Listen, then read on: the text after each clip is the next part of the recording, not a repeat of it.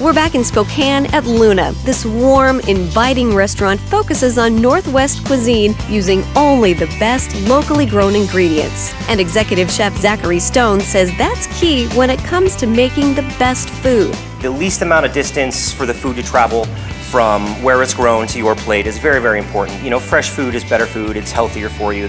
Food's fantastic. Obviously, we wouldn't come back if the food wasn't great. Pizza's great here. In fact, some of the best pizza in Spokane is right here in Luna. The atmosphere is so fun. As a matter of fact, I was here last night. Now we're cooking up a delicious dish of butternut squash ravioli with apples and Dungeness crab. First thing we gotta do, we just gotta cut this in half, core it out. Easiest way to do that, just to cut the top off. Cut it right in half like that. And then you wanna take a spoon and just scoop out the seeds. Okay. After we core the squash, we coat the top with olive oil and bake for 45 minutes. Once the squash is cooked, we separate it from the skin. There you go. So just flatten it a little bit. Yep, just flat it out. Okay. And then just scrape the meat right off. There we go. Perfect. Then we dice an onion. You use a lot of fresh and local ingredients absolutely. here at Luna. You know, the fresher the food is, the better it's gonna taste, and the better it's going to be for you. Next, we saute the onion and add it to our squash with a little salt and goat cheese. And I'm just gonna kind of mix these together. Oh my gosh. So now we make ravioli? Yep. All right, so for the dough, I have 3.5 cups of high gluten flour, 4 large eggs. Just gonna crack those into here. Next, I have 1 tablespoon of olive oil, and we just mix that together. And you can mix this as long as you want. You want to develop the gluten in the pasta to give it a nice texture. You can't really over-mix it? No, you really can't. You can let this go up to an hour Oh my gosh. of just mixing it. Yeah, Okay. yeah. After the dough is mixed, we put it in the fridge for a half hour. I've got my pasta here, Ready to roll. so I'm just gonna cut a little piece off. Okay. It's best to work in small batches. You'd need And I'm just 5 gonna, people to yeah. hold it. I'm just gonna flatten it out just a little bit. Just run it through the mixer. Yeah.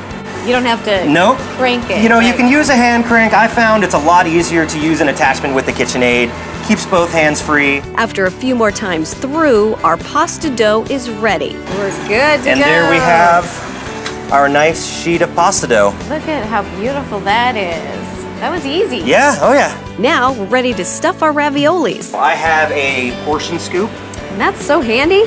How easy that is. It makes it so quick. Then we use an egg wash to seal the raviolis. And you just want to go around each piece of filling.